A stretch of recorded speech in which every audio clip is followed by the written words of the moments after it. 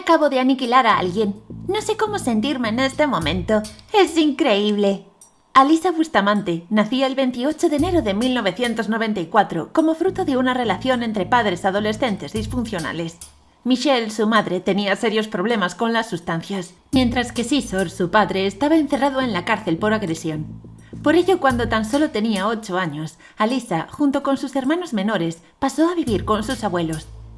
Pero a su abuela, concretamente, le costaba seguirle el ritmo a Alisa, quien necesitaba la atención y protección típica de una niña de su edad. Así, para intentar calmar su enérgico carácter, su abuela la adentró en el mormonismo, y de este modo, Alisa comenzó a ir a misa todos los domingos. Con los años, Alisa fue creciendo, hasta que dejó atrás su niñez para entrar de lleno en la adolescencia. Alisa estaba fascinada por las redes sociales, sobre todo por Facebook, a donde subía innumerables selfies alegres, naturales e inocentes. Alisa era una adolescente muy social y bien aceptada, aunque a veces era acusada de ser demasiado creativa y extravagante. Pero a pesar de su estética y gusto musical emo, nada la alejaba de ser una típica adolescente. Mas poco a poco su carácter se fue volviendo cada vez más frenético y extremo, hasta el punto de parecer una persona completamente distinta. Ahora Alisa era sombría, misteriosa, incluso callada. Y a los 13 años ya tenía la palabra hate escrita en su abdomen y se infligía cortes y todo tipo de autolesiones, hasta el punto de intentar quitarse la vida con una sobredosis de pastillas. Sus abuelos estaban realmente preocupados. Veían que la integridad de su querida nieta estaba en serio peligro, por lo que decidieron buscar ayuda médica. Así Alisa acudió a los profesionales y fue diagnosticada de depresión y bipolaridad. Y es que por momentos la joven sufría episodios de extrema euforia y alegría, pero a las pocas horas todo en su interior era una profunda tristeza y desolación. Por ello, Alisa fue tratada con Prozac, un potente antidepresivo. Durante unos días el medicamento surtió efecto, pero al poco tiempo su conducta volvió a ser la misma. Prueba de ello es un popular vídeo en el que Alisa convence a 2 de sus hermanos pequeños para que agarren con sus manos una valla electrificada para contener ganado. Un archivo al que Alisa tituló «Idiotas electrocutados por cerca eléctrica», y que acaba con los 2 hermanos retorciéndose de dolor en el suelo mientras se oye la risa de Alisa de fondo. Así transcurrían sus días, entre bromas de mal gusto y publicaciones en Facebook. Pero sus fotos habían perdido toda la alegría y sus textos eran devastadores. «Me gusta cortarme y exterminar. No estoy loca, solo estoy enfadada», escribía. A Alisa todo le molestaba. Ya no tenía capacidad para soportar las frustraciones del día a día. Se enfadaba con sus amigos, con sus compañeros de clase, con su familia. Todo le importunaba y nadie la entendía. Además, se autolesionaba con mayor frecuencia y presumía de ello. Alisa ya parecía estar fuera de sí. Todo en ella era ansiedad y desorden. Fue aquí cuando Alisa decidió sobrepasar el límite de la rebeldía y comentarle a una de sus mejores amigas que lo que más deseaba en el mundo era saber qué se sentía al arrebatarle la vida a alguien. Por supuesto, su amiga no le tomó la confesión en serio, ya que le parecía un total despropósito. Pero lo cierto era que Alisa iba totalmente en serio. De este modo comenzó a idear un plan para llevar a cabo, pero lo hizo sin temer las consecuencias, de forma desorganizada y poco inteligente. Alisa simplemente quería satisfacer su impulso curioso y homicida, y para ello tenía que escoger a una víctima. ¿Pero a quién? En el barrio de St. Martins, a menos de 1 kilómetro de su casa, vivía Elizabeth Olten, una niña de 9 años con la que solía jugar su hermanastra pequeña. Elizabeth representaba todo lo que Alisa odiaba. Era inocente, infantil, tierna, amable. Hasta solía dormir con la luz encendida por tenerle miedo a la oscuridad. Era la presa más fácil del mundo. Era el objetivo perfecto. De este modo, el 21 de octubre de 2009, Alisa atrajo a Elizabeth después de decirle que tenía un regalo para ella. Evidentemente, la pequeña ignoraba por completo el sangriento plan de Alisa, por lo que aceptó de buena gana quedar juntas. Así la citó en un bosque en el que previamente había cavado 2 tumbas, y cuando llegó comenzaron a caminar juntas, hasta que Alisa logró colocarse detrás de Elizabeth disimuladamente. Era el momento. No podía dejar escapar la oportunidad. Tenía que hacerlo. De esta manera, con toda la fuerza del mundo, Alisa golpeó a la pequeña en la cabeza y la derribó al suelo. A continuación se sentó sobre ella aún consciente, le inmovilizó las extremidades y comenzó a estrangularla y a estrangularla, hasta que finalmente se desmayó.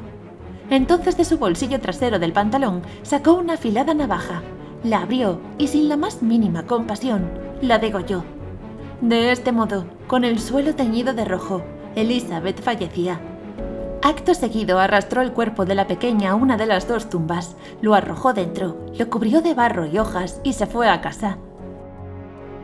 La familia de Elizabeth, ante su repentina desaparición, se puso en contacto con las autoridades y de inmediato se dispusieron a buscar a la pequeña por todo el barrio, aunque inicialmente sin éxito.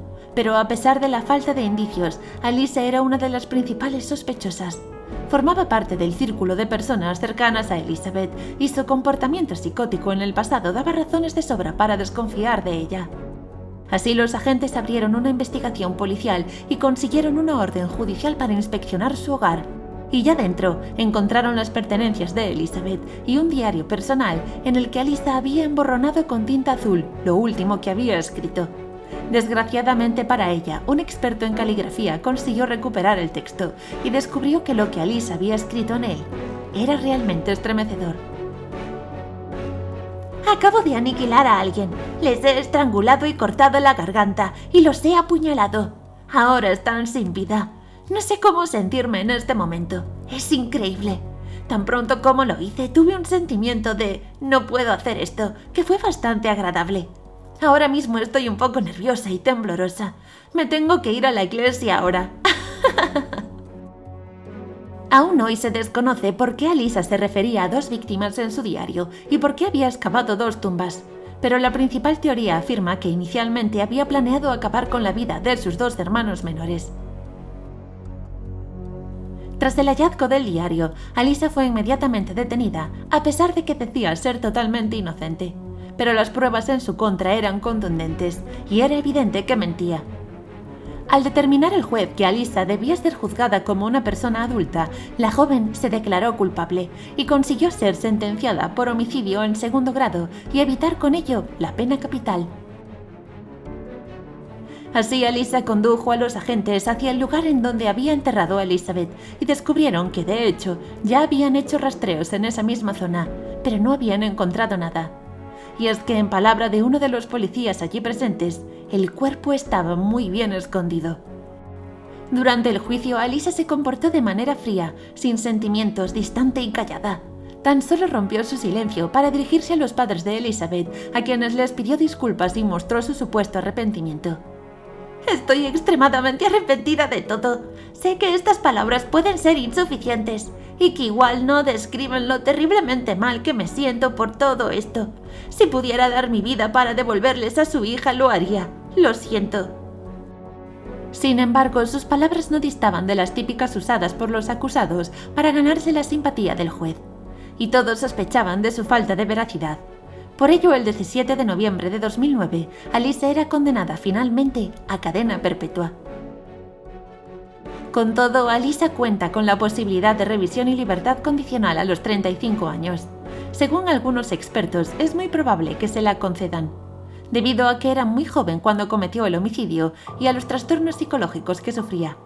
Por ello, es muy posible que Alisa camine de nuevo por las calles de Missouri a partir de 2044. Sin embargo, hay gente muy preocupada por el poco desarrollo mostrado por Alisa en la cárcel. Sigue sin mostrarse arrepentida.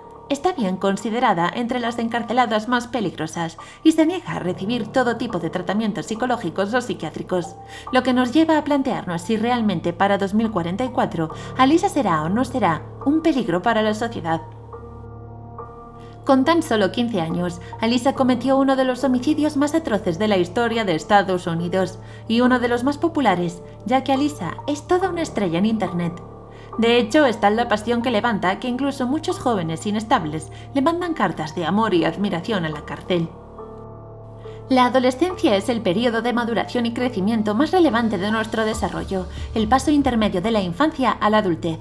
En la adolescencia llega la pubertad y nuestro cuerpo empieza a sufrir una transformación acelerada. Nos cambia la voz, Nuestro tamaño y fuerza aumentan en gran medida y sufrimos grandes cambios hormonales que alteran nuestro estado de ánimo y nuestra conducta.